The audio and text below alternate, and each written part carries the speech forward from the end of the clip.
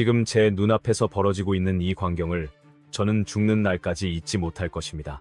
일본 역사상 가장 치욕스럽지만 동시에 가장 안도감이 드는 모순적인 순간, 일본의 심장이라 불리는 이곳 나라현의 맑은 하늘 아래서 다카이치 사나의 총리의 어깨가 미세하게 떨리고 있었습니다. 그녀는 오늘 평소 즐겨 입던 붉은 정장 대신 짙은 파란색 옷을 입고 나왔습니다. 외신들은 이를 단순한 예우라고 했지만 우리 내각은 알고 있었습니다. 그것은 항복의 의미였습니다.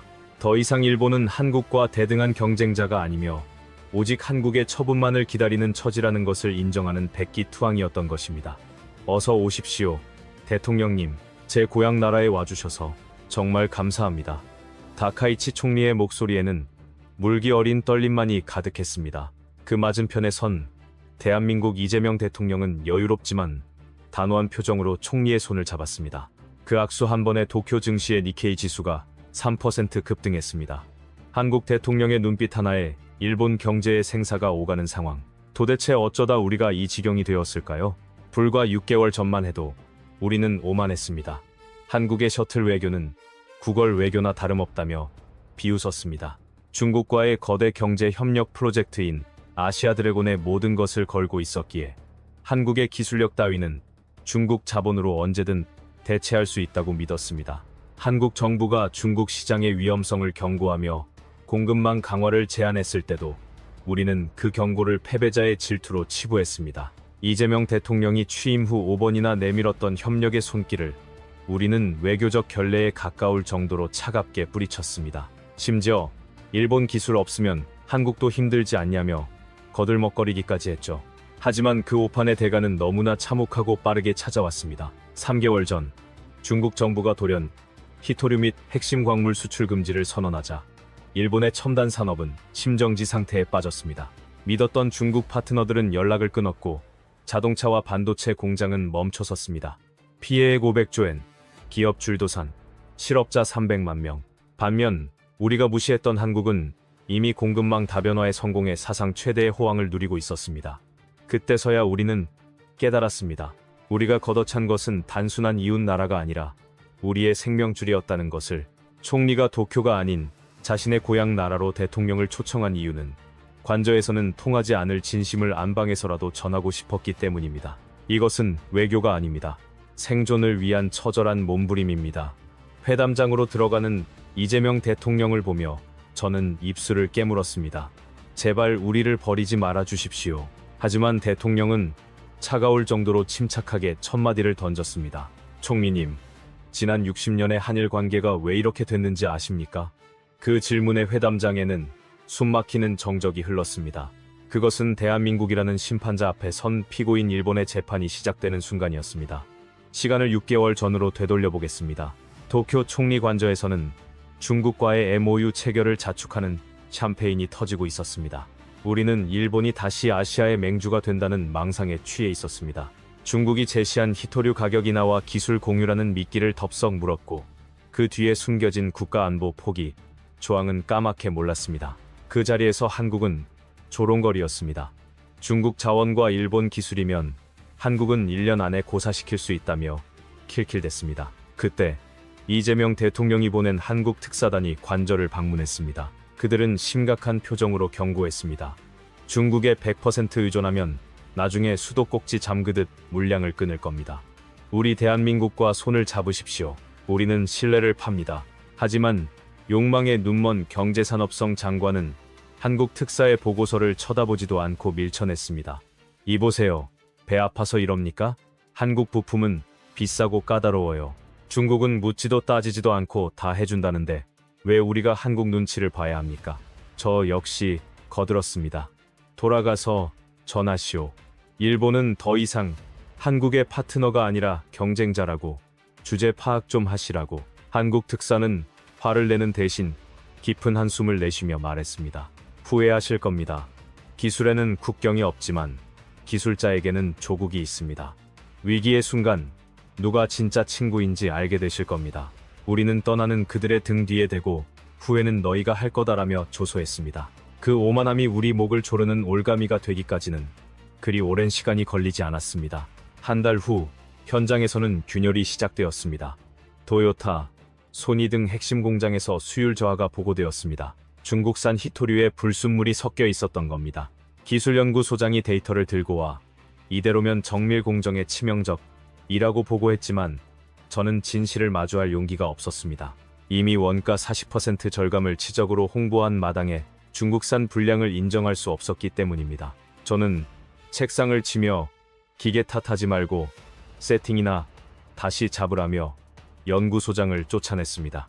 그때 멈췄어야 했습니다. 이후 상황은 걷잡을 수 없이 악화되었습니다. 배터리 발열, 반도체 불량률 급증, 공장 기계들의 비명소리. 우리가 중국 측에 항의하자 그들은 적반하장으로 나왔습니다. 일본 기계가 낡아서 우리 최신 소재를 못 따라가는 겁니다. 싫으면 쓰지 마시든가요. 굴욕적이었지만 한국과의 거래를 끊은 우리는 그들의 노예나 다름없었습니다. 결국 우리는 은폐를 택했습니다. 데이터를 조작하고 언론을 통제하며 일시적 점검이라고 거짓말을 했습니다. 그러던 어느 날 새벽 3시 관저에 직통 전화가 울렸습니다. 비서관이 사색이 되어 보고했습니다. 장관님, 오사카 제3공단 변전소가 폭발했습니다. 중국산 소프트웨어 오작동으로 인한 과부하 폭발이었습니다. 더 끔찍한 것은 그 충격으로 국가 전력망이 흔들리며 도쿄까지 셧다운 위기에 처했다는 사실이었습니다. 눈앞이 캄캄해졌습니다. 한국인들은 너무 예민해라고 비웃었던 그들의 태도가 사실은 생명을 지키기 위한 책임감이었음을 뒤늦게 깨달았습니다. 화광, 창밖 멀리서 붉은 섬광이 번쩍였습니다. 오사카 변전소 폭발은 일본 붕괴의 신호탄이었습니다. 장관님, 도쿄 전력망 방어 시스템이 작동하지 않습니다. 중국산 AI가 우리 시스템을 바이러스로 인식하고 전원을 차단하고 있습니다. 그 순간 집무실 조명이 꺼지며 도쿄 전체가 암흑에 잠겼습니다. 화려했던 도쿄타워도 긴자의 불빛도 사라지고 곳곳에서 검붉은 화염만이 피어올랐습니다. 아비규환의 생지옥이었습니다. 신호등이 꺼져 차량들이 뒤엉켰고 병원과 지하철은 공포의 도가니가 되었습니다. 공장에서는 냉각 시스템이 멈춰 용광로가 폭발하기 시작했습니다. 장관님, 중국 기술자들이 다 도망쳤습니다. 사고 직전 나리타 공항으로 튀었습니다. 시스템 암호를 다 바꾸고 잠적해버려서 제어가 안 됩니다. 다리에 힘이 풀려 주저앉았습니다. 배신, 그들의 목적은 일본의 기술을 빼내고 산업을 마비시키는 것이었습니다. 우리는 싼 가격에 속아 제 발로 늑대굴에 들어간 꼴이었습니다. 그날 밤 일본 국부 500조 엔이 증발했습니다. 나의 명예도 일본의 자존심도 잿더미가 되었습니다. 공급망을 중국에 의존하면 죽는다던 한국 특사의 경고가 비수처럼 박혔습니다.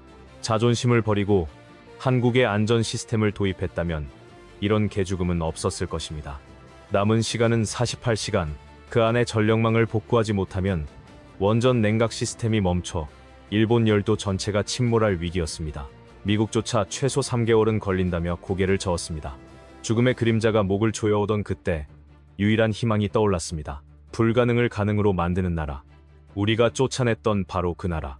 저는 떨리는 손으로 책상 깊숙이 박혀있던 명함 한 장을 꺼냈습니다. 대한민국 대통령 특사. 그것이 지옥에서 잡을 수 있는 마지막 동아줄이었습니다. 여보세요. 도와주십시오. 제발 살려주십시오. 천하의 일본 관방장관이 체면을 버리고 흐느꼈습니다. 한국이 전화를 끊어버린다면 일본은 끝이었습니다. 하지만 수학이 넘어 한국 안보실장의 목소리는 뜻밖이었습니다. 기다리고 있었습니다. 이재명 대통령께서 지원을 허가하셨습니다. 대한민국은 이웃의 불행을 방관하지 않습니다. 조건은 나중이고 사람부터 살립시다. 비난도 조롱도 없었습니다. 그들에게는 생명이라는 대의명분이 중요했습니다. 우리가 그들을 장사치 취급할 때 그들은 우리를 이웃으로 대했던 겁니다. 그 도덕적 격차에 얼굴이 화끈거렸습니다. 2시간 후 하네다 공항에 대한민국 공군 수송기가 착륙했습니다. 한국전력, 삼성, 현대 등에서 차출된 전설의 긴급 복구 드림팀이었습니다. 브리핑 필요 없습니다. 오면서 파악했습니다. 한국 반장님은 일본 관료들의 인사를 받는 둥 마는 둥 컨트롤 타워로 직행했습니다. 일본 기술자가 매뉴얼을 들이밀자 그는 단칼에 잘랐습니다. 그 매뉴얼대로 해서 이 사단이 난 거 아닙니까? 치우세요. 지금부터는 한국 스타일로 합니다. 그때부터 벌어진 광경은 충격적인 속도전이었습니다. 일본이라면 3박 4일 회의할 문제를 한국팀은 10분 만에 진단하고 실행했습니다. 야, 3번 회로 바이패스 시켜. 중국 악성 코드. 우리 알고리즘으로 덮어 씌워. 전압기 개조해서 밀어붙여. 일본 엔지니어들이 규격 위반이다. 미친 짓이다 라고 경악했지만 한국 반장님은 규격 따지다. 다 죽게 생겼다며 일갈했습니다. 그들의 손놀림은 마법 같았습니다. 꼬인 전선을 풀고 죽은 서버에 심폐소생술을 하듯 명령어를 입력했습니다. 컵라면으로 끼니를 때우며 모니터에서 눈을 떼지 않는 그들의 모습에는 무서운 집념이 서려 있었습니다.